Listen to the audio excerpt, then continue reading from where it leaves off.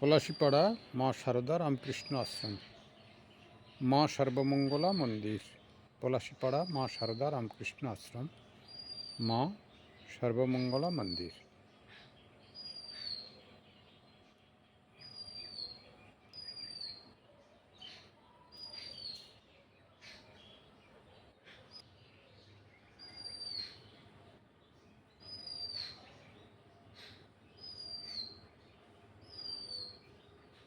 কেদারেশ্বর মহাদেব।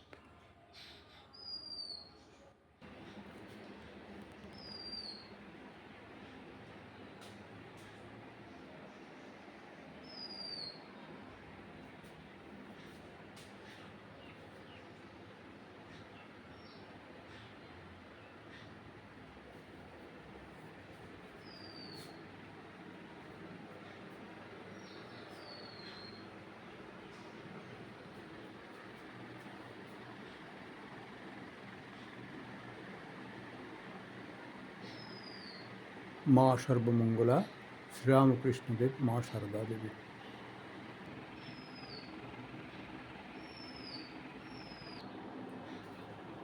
তব কথামৃতম তপ্ত জীবনম কবিভিরীডিতম কলমশাপহম শ্রবণমঙ্গলম শ্রীমদাততম ভুবি গৃণন্তি যে ভুরিদা জনা। আজকে আমরা একটু কথামৃত পাঠ করব এবং আলোচনা করব। এখানে এবং ইউটিউবের মাধ্যমে যারা শ্রবণ করছেন, দর্শন করছেন, সকলকে আমার আন্তরিক প্রীতি, শুভেচ্ছা, শুভ আশীর্বাদ। আজকে শ্রীরামকৃষ্ণ কথামৃতম মন্ত্র উচ্চারণ হলো। আমরা শুরু করছি পাঠ। শ্রীরামকৃষ্ণ কথামৃতম দ্বিতীয় খণ্ড, 712 পৃষ্ঠা, পকেট সংস্করণ, নরেন্দ্রপুর থেকে যেটা বেরিয়েছে।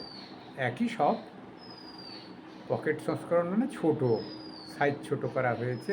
সেও 5 খণ্ডে সমাপ্ত। দ্বিতীয় খণ্ডে ওখানে যা আছে এটাতেও তাই আছে, বড় বইতে যা আছে এটাও তাই আছে। একই পৃষ্ঠা হেরফের হতে পারে। তা অধর মাস্টার নিতাই প্রভৃতিকে উপদেশ। কি বলছেন? অধর মাস্টার নিতাই প্রভৃতিকে উপদেশ। এগিয়ে পড়ো, এটি হেডলাইন আছে। ভক্তদের প্রতি বলছেন, দেখো কেশব এত পণ্ডিত, ইংরেজিতে লেকচার দিত। কেশবের পরিচয় অন্য সময়ও বলা হয়েছে। ব্রাহ্ম সমাজের তিনি বড় নেতা।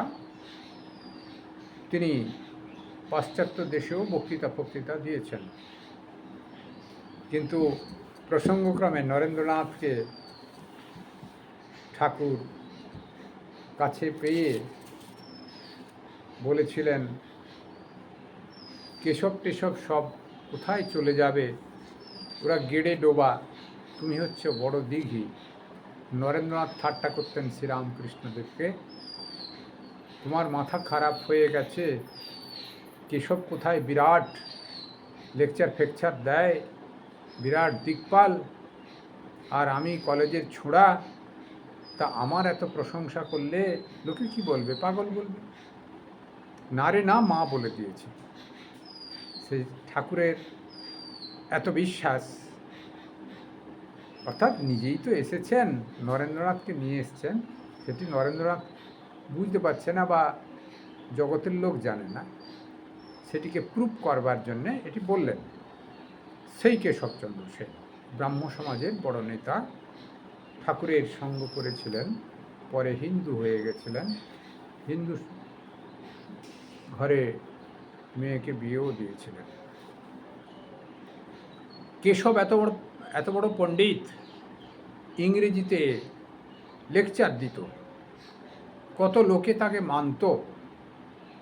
স্বয়ং কুইন ভিক্টোরিয়া তার সঙ্গে বসে কথা কয়েছে। সে কিন্তু এখানে যখন আসতো, কেমন বর্ণনা দিচ্ছেন দেখুন, অত বড় একজন ব্যক্তি, কিন্তু ঠাকুরের কাছে যখন আসেন তখন কতটা শ্রদ্ধা এবং ঠাকুর কীভাবে মানতেন। শুধু গায়ে সাধু দর্শন করতে হলে হাতে কিছু আনতে হয়, তাই ফল হাতে করে আসত। একেবারে অভিমান শূন্য। কি সুন্দর দেখুন, সেই জন্য শ্রীরামকৃষ্ণদেবের দর্শন হয়েছে। শ্রীরামকৃষ্ণদেবকে অবতার হিসেবে তিনি বুঝতে পেরেছিলেন অন্তত শুদ্ধ সত্য উঁচু স্তরের মহাত্মা, যার বাইরে লেকচারের দরকার হয় না, পুঁথিপত্র পড়ার দরকার হয় না। ভারতবর্ষের ঐতিহ্যই উপলব্ধি সার কথা। সনাতন ধর্মের মূল হচ্ছে উপলব্ধি। অবতার পুরুষ উপলব্ধি করে সমস্ত কিছু দেখিয়ে দেন। সেই শ্রীরামকৃষ্ণ পরমহংসদেব সেই অবতার পুরুষ, যার ভেতরেই সমস্ত আছে। তাকে আর আলাদা পড়াশোনার দরকার হয় না, লেকচারেরও প্রয়োজন হয় না। এখানে বেশ সুন্দর বললেন, কেশবচন্দ্র এত বড় দিকপাল, কিন্তু শ্রীরামকৃষ্ণকে দেবকে দর্শন করতে এলে তিনি শুধু গায়ে আসতেন। সাউথ ইন্ডিয়াতে আছে জামা প্যান্ট পরে মন্দিরে প্রবেশ নিষেধ, গর্ভ মন্দিরে, নাট মন্দিরে তো আসতেই পারে, ভগবান স্পর্শ নিষেধ। ধুতি পরতে হবে এবং গায়ে ওড়না দেওয়া যায়, আর কিছু না, না হয় খালি গায়ে। এটা মহারাষ্ট্রেও আছে, প্রায় শিব মন্দিরগুলোতে এরকমই আছে। আমিও সেইভাবে গেছি, দর্শন করেছি। আর কেশবচন্দ্র সেন শ্রীরামকৃষ্ণদেবকে স্বয়ং শিব, স্বয়ং বিষ্ণু জ্ঞান করতেন। তাই খালি গায়ে, শুধু গায়ে, এবং ভগবানকে যেমন মন্দিরে গেলে খালি হাতে যেতে নাই, পুষ্প, ফল, ধূপ, যাই হোক কিছু নিয়ে যেতে হয়। মন্দিরে বিগ্রহ আছেন তার পুজোর জন্যে। ঠিক এই শরীরে যিনি অবতার পুরুষ হিসেবে এসছেন, বিশেষ করে মহাত্মন সাধু, যদি অবতার পুরুষ নাও হয়, সাধু মহাত্মন ঈশ্বরের রিপ্রেজেন্টেটিভ, তাকেও খালি হাতে দর্শন করতে নাই। আমাদের প্রসঙ্গক্রমে বলি, রামকৃষ্ণ অর্গানাইজেশন সেবা করে। সেবার ঠিক আছে সেবা, কিন্তু সেবা করতে গিয়ে সাধারণ মানুষ মহারাজের কাছ থেকে কি করে নেব ওইটুকু কেবল জানে। অনেক ব্যক্তিরাই সাধু সেবা করতে হয়, সাধুকে প্রণাম করতে হয় পর্যন্ত তাও জানে না। খালি হাতে সাধুকে দর্শন করতে হয়, সেটি সেটা যে ঠিক নয়। খালি হাতে কিছু না হলে ভগবান শ্রীকৃষ্ণ বলছেন, কিছু যদি না হয় একটু জল দেবে, ফুল দেবে, যদি কিছু না পারো।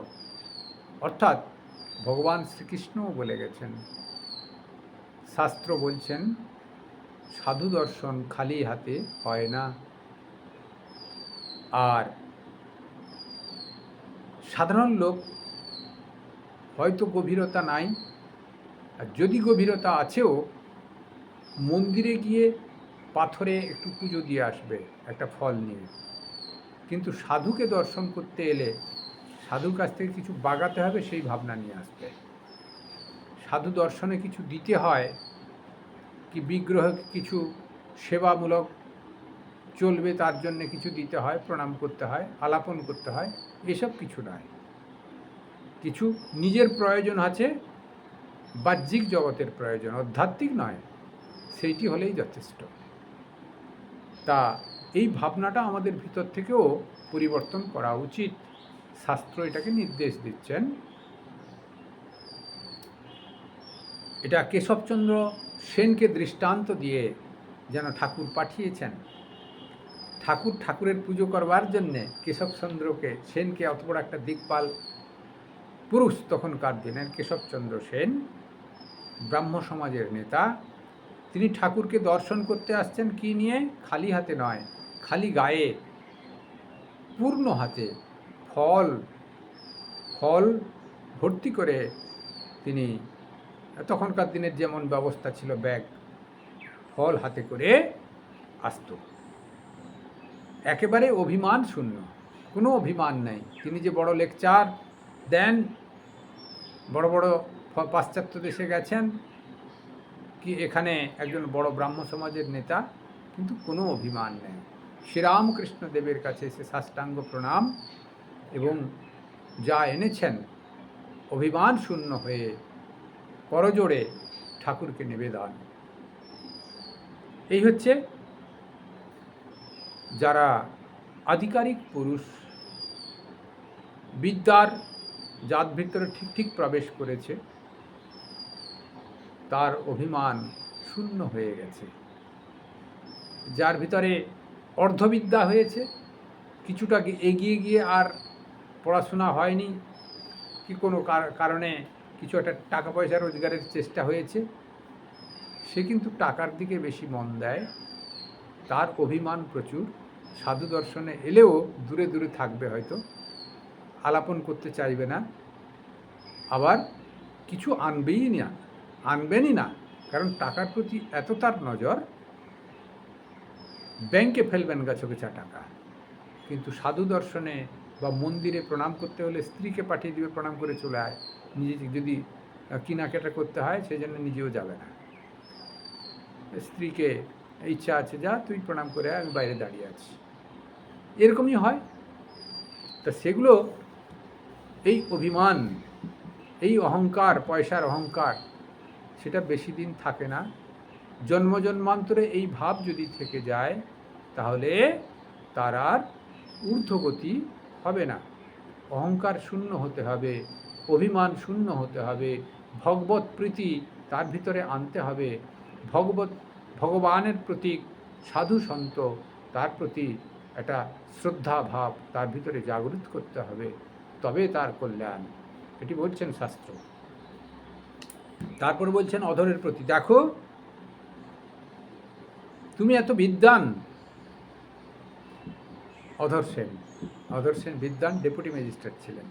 ঠাকুরের কাছে সব বড় বড় লোক আসতেন, নিজে মূর্খ, কিন্তু ভগবানের এমন কৃপা, উপলব্ধি এমন জিনিস যার ভিতরে ভগবান কৃপা করেন, বড় বড় লোকগুলো তার কাছে এমনি আসবে। তুমি এত বিদ্বান, আবার ডেপুটি, তবু তুমি ফাঁদির বশ। এখানে ফাঁদি মানে হচ্ছে স্ত্রীর বশ। Deputy magistrate, DM, district magistrate, deputy magistrate, এখানে ডেপুটি ম্যাজিস্ট্রেটের কথা বলা হচ্ছে, দিয়ে তারপর ঠাট্টা করছেন শ্রীরামকৃষ্ণদেব, তুমি এত বিদ্বান, এখানে আসো, কিন্তু তোমার ভিতরে দেখছি ফাঁদির বশ তুমি। অর্থাৎ কামিনীতে আকর্ষণ বেশি। স্ত্রীর প্রতি ভালোবাসা সবার থাকে, যারা সংসারী লোক, রাখতেও হবে, কিন্তু স্ত্রীর ভিতরে মা দুর্গার অবস্থান, কি মা লক্ষ্মীর অবস্থান, কি সরস্বতীর অবস্থান, কি পার্বতীর অবস্থান, সেই ঈশ্বরেরই একটি ভাইব্রেশন শক্তি, প্রকৃতি, তাঁরই অবস্থান, এইটি কিন্তু কেউ ভাবে না। সেই জন্যে এত দুর্গতি হয়, ফাঁদির দিকে মন যায়, ফাঁদির বশ হয়, ঈশ্বরের বশ হতে পারে না। সেই ফাঁদির ভিতরে যদি পার্বতী জ্ঞান হয়, ঈশ্বরের প্রতীক জ্ঞান হয়, তাহলে সেটা তার বশীভূত হবে না। তিনি নীতিপরায়ণ হবেন এবং ভালো হবেন, ঈশ্বরের প্রতি মন এগিয়ে যাবে। তারপর বলছেন এগিয়ে পড়ো, এগিয়ে পড়ো। চন্দন কাঠের পরেও আরও ভালো ভালো জিনিস আছে। রূপোর খনি, তারপর সোনার খনি, তারপর হীরা মাণিক্য। কাঠুরে বনে কাঠ কাটছিল, তাই ব্রহ্মচারী তাকে বললে এগিয়ে পড়ো। এই গল্পটা এর আগেও আমি বলেছি, শ্রীরামকৃষ্ণ দেবেরই গল্প। এক কাঠুরে বনে কাঠ কাটতে যেত,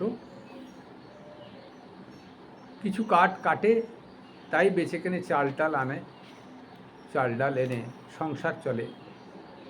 তাতে তেমন কিছু হয় না, মোটামুটি করে চলে। ভার বহন ক্ষমতা যেমন ততটুকু কাঠ কাটবে, নিয়ে বাজারে বেচবে, তারপর তো নিয়ে আসবে চাল ডাল। এক ব্রহ্মচারীর সঙ্গে দেখা হলো, তিনি বললেন এগিয়ে পড়ো। তা যেহেতু মহাত্মা ব্রহ্মচারীকে পুরা মহাত্মা জ্ঞান করে, সেই জন্য তিনি এগিয়ে যাচ্ছেন। যে এগিয়ে পড়ে কি দেখলেন, চন্দন কাঠের পরেও আরও ভালো জিনিস আছে। কি আছে? রূপোর খনি পাওয়া গেল। এটা গল্প, কিন্তু দৃষ্টান্ত স্বরূপ গল্প। এগিয়ে পড়ার কথা বলা হয়েছে, মনের দিক দিয়ে বলা হয়েছে প্রশান্তির জন্য এগিয়ে পড়ো। এক জায়গায় চুপ হয়ে বসে থাকো না, সাধন ভজনে এগিয়ে যাও। যতটা এগোবে তত আরও নতুন নতুন লাইট দর্শন হবে, উপলব্ধি হবে, এই কথা।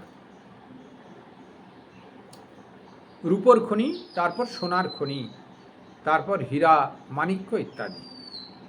কাঠুরে বনে কাঠ কাটছিল, তাই ব্রহ্মচারী তাকে এগিয়ে পড়তে বলেছিল। তা এগিয়ে পড়তে গিয়ে এই সব যেন পেলেন। তাই অধরকেও ঠাকুর বলছেন তুমি এগিয়ে যাও। কেবল খাঁদি আর ফাঁদি বসে পড়ে থাকো না, তুমি এগিয়ে যাও। তোমার ভিতরে শুদ্ধ সত্য ভাব আছে, তাই তুমি এখানে এসছো, তা তুমি এগিয়ে যাও। অর্থাৎ সাধন ভজন করো, তোমার উপলব্ধি এই জীবনেই হবে। কাকে বললেন? অধরকে বললেন। তার আগে কেশবের সঙ্গে কথা হয়েছে। তারপর কি হচ্ছে? শিবের মন্দির হতে অবতরণ করে শ্রীরামকৃষ্ণ প্রাঙ্গণের মধ্য দিয়ে নিজের ঘরের দিকে আসছেন। সঙ্গে অধর, মাস্টার প্রভৃতি ভক্তেরা। মাস্টার মানে মহেন্দ্রনাথ গুপ্ত, শ্রীম দর্শন আমরা দেখি। আর কথামৃতের যিনি মূল হোতা, লেখক, রবিবার আসতেন ঠাকুরের কাছে এবং বাকিটা শুনে সংগ্রহ করে রাখতেন ডায়েরির ভিতরে। পরবর্তীকালে প্রকাশিত হয়েছে সেই কথামৃত, শ্রীরামকৃষ্ণ কথামৃতম। সেই শ্রীম কথিত কথামৃতম বইতে লেখা থাকবে, দেখবেন। সেই মহেন্দ্রনাথ গুপ্ত মাস্টার মহাশয় তোমাকে বলা হয়। এমন সময় বিষ্ণু ঘরের সেবক পূজারী শ্রীযুত রামচাটুর্য আসিয়া খবর দিলেন শ্রী মার পরিচারকার কলেরা হয়েছে। শ্রী মায়ের পরিচারিকার কলেরা হয়েছে। পরিচারিকা মানে যিনি সেবক, কাছাকাছি থাকেন, মায়ের ফাই ফার্মাসি খাটেন, তার কলেরা হয়েছে। রামচাটুর্য শ্রীরামকৃষ্ণদেবকে বলছেন, আমি তো 10টার সময় বললুম, আপনারা শুনলেন না। আমি তো 10টার সময় বললুম, আপনারা শুনলেন না। শ্রীরামকৃষ্ণ, আমি কি করব? রামচাটুর্য, আপনি কি করবেন? রাখাল, রামলাল এরা সব ছিল, ওরা কেউ কিছু করলে না। মাস্টার, কিশোরী ঔষধ আনতে গেছে আলমবাজারে। কোথায়? দক্ষিণেশ্বর। কোথায়? আলমবাজার। বেশি দূর নয়, দক্ষিণেশ্বর থেকে আলমবাজার। এখন যেমন স্টেশন আছে, দক্ষিণেশ্বর স্টেশন, ডান দিকে দক্ষিণেশ্বর মন্দির আর বাম দিকে আলমবাজার। আলমবাজার খানিকটা হেঁটে গেলে, আমরা হেঁটেই চলে যাই, 5-7 মিনিট 10 মিনিট লাগে। তা শ্রীরামকৃষ্ণ, কি একেলা? কোথা থেকে আনবে? ঠাকুর জিজ্ঞাসা করছেন মাস্টার। আর কেহ সঙ্গে নাই, আলমবাজার থেকে আনবে। মাস্টারমশাই বললেন, আর কেউ নাই সঙ্গে, আলমবাজার থেকে আনবে। শ্রীরামকৃষ্ণ মাস্টারের প্রতি, যারা রোগীকে দেখছে তাদের বলে দাও, বাড়লে কি করতে হবে, কমলেই বা কি খাবে। অর্থাৎ কলেরা যদি বাড়ে, তখনকার দিনের টোটকা গ্রামীণ চিকিৎসা খানিকটা ছিল, সেগুলি খানিকটা উপশম হতো। যেমন ওই নুন চিনির জল খাওয়ানো, তারপরে জিরের ভিজিয়ে তার একটু মুখে জল শুষে দেওয়া, সেলাইন তো ডাক্তার না হলে হবে না। তা এইগুলো চিকিৎসা, প্রাইমারি চিকিৎসা ছিল। যদি বেড়ে যায়, ঔষধ যদি না থাকে, এইগুলো অন্তত করে তার ভিতরে শরীরটাকে ঠিক রাখতে হবে, যতক্ষণ না ডাক্তারের পরামর্শে ডাক্তারের কাছে যাচ্ছে বা ডাক্তারের পরামর্শ না পাচ্ছে।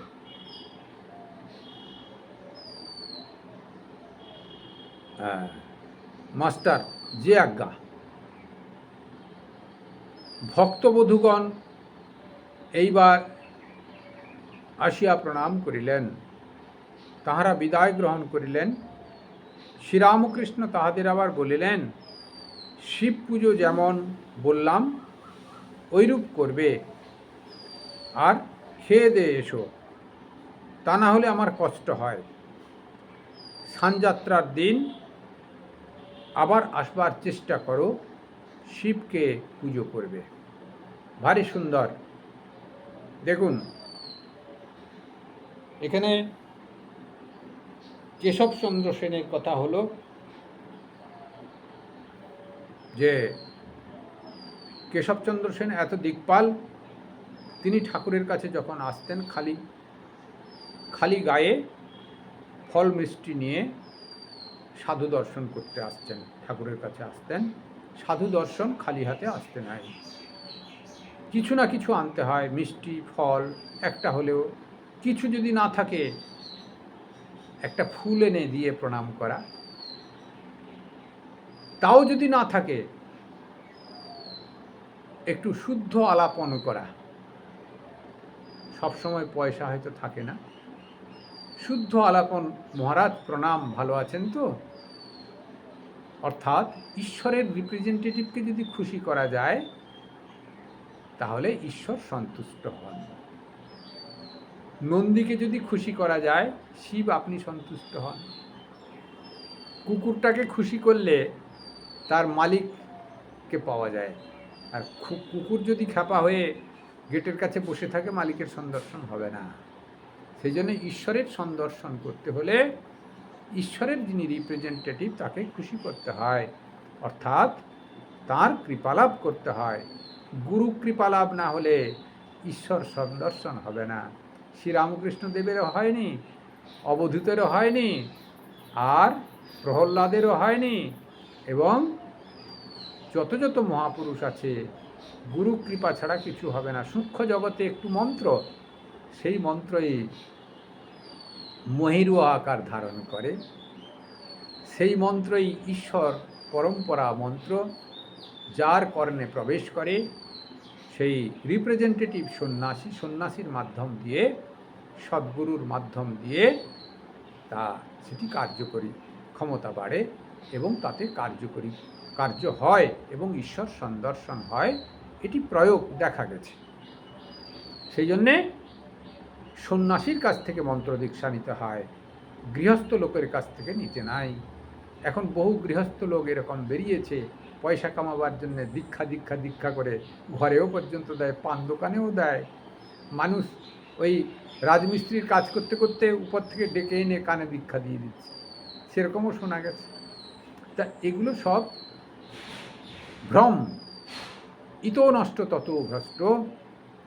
নিজেরও কিছু হবে না, আর যিনি দীক্ষা দিচ্ছেন তারও কিছু হবে না, বরঞ্চ তার পাপ কুড়ানো হবে যতটুকু সম্ভব, আর যার দীক্ষা নেওয়া হলো তার কিছুই হবে না। ইতও নষ্ট ততও কষ্ট, এও গেল এও গেল। আর অন্যের কাছ থেকে দীক্ষা নিতে পারবে না, তার পথটা বন্ধ করে দিল। নিতে পারবে, যে ভাববে যে এটা গুরুত্ব নাই, আমাকে জোরপূর্বক দিয়েছে, গুরুত্ব নাই, ওই ছাগলের কানে শুনিয়ে দিতে হবে। নাচেত মন্ত্রটা কাগজে লিখে গঙ্গায় বিসর্জন দিয়ে সন্ন্যাসীর কাছে দীক্ষা নেবেন, দিয়ে সাধন ভোজন করবেন, তরতর করে ডেভেলপ হয়ে যাবে। গৃহস্থের কাছ থেকে কখনো দীক্ষা নিতে নাই। তা যাই হোক, এই কেশবচন্দ্র সেন খালি হাতে আসতেন না, সেটি একটা দৃষ্টান্ত দিলেন। সাধু দর্শনে আসতে হলে খালি হাতে আসতে নেই। তারপর অধরকে বলছেন, তুমি খাঁদি ফাঁদির খুব বশ, এগিয়ে পড়ো, খাঁদি ফাঁদির বসে বেশি পড়ো না। খাঁদি ফাঁদি মানে স্ত্রীর বেশি বসে পড়ো না। স্ত্রীর ভরণ পোষণ যতটুকু ভালোবাসা সেগুলো দেবে, সবই ঠিক আছে, কিন্তু ঈশ্বর সবার ভিতরে আছেন। ঈশ্বর আছেন বলে তুমিও চলছো, স্ত্রীও চলছে, জগৎও চলছে, এইটুকু তোমার ভিতরে যেন প্রবেশ করে। সেই জন্যে ভগবানের প্রতি আকর্ষণ অনুভব করো, এইটি বলছেন। তারপর কি বলছেন,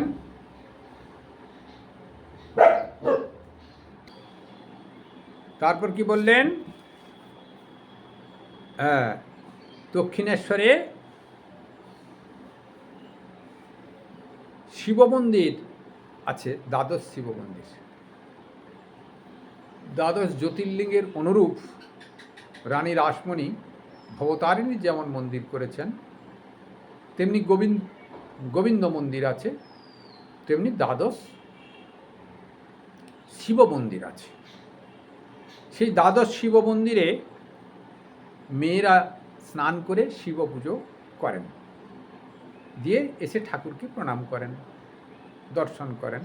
শ্রীরামকৃষ্ণদেব সেই জন্য বলছেন, তোমরা শিব পুজো করলে, বাহ বেশ, শিব পুজো করেছো, ভালো করেছো, শিব পুজো করবে, কিন্তু হ্যাঁ, তোমরা খেয়ে দিয়ে আসবে, খেয়ে দিয়ে এসে শিব পুজো করবে। আমি মায়েদের কষ্ট সহ্য করতে পারি না, না খেয়ে দিয়ে এলে উপবাসী হয়ে পুজো করলে পুজোর ভালো ফল হয় না।